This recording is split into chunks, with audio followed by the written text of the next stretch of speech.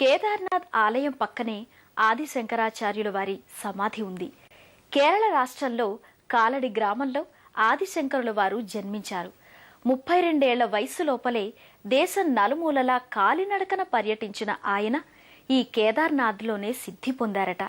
ఆ దివ్యస్థలి విశేషాలేంటో మనం ఇప్పుడు చూద్దాం. శంకరాచార్యుల సమాధి స్థలంలోని గుడిలో శంకరుల యోగ సమాధిపై స్ఫటిక శివలింగం సాక్షాత్కరిస్తుంది.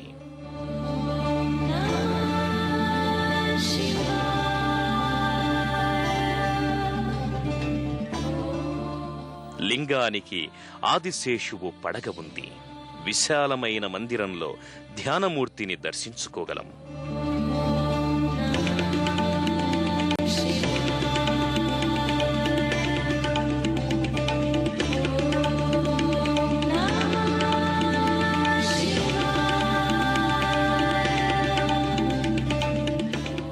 శివలింగం కుడివైపు శంకరుల మనోహర పాలరాతి ప్రతిమ, ఎడమ పక్కన ఆంజనేయమూర్తి ఉన్నాయి.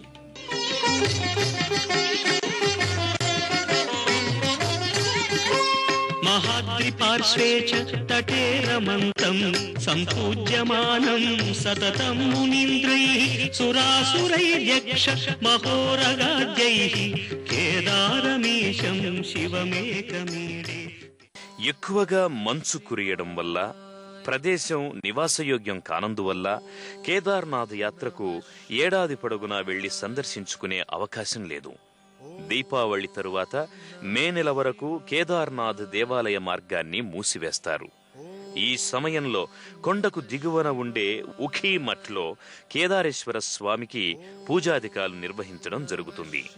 భక్తులు అక్కడే స్వామివారిని సందర్శించుకుంటారు. హిమవత్ పర్వత శిఖరం కేదారంపై వెలసిన కేదారేశ్వరుడు 12 జ్యోతిర్లింగాలలో విశిష్ఠునిగా ప్రతిష్ఠితుడైనాడు.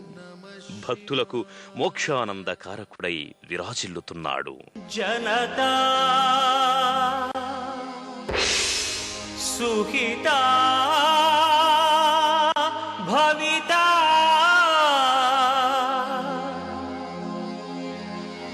నిజబోధ విచారణ చారుమతే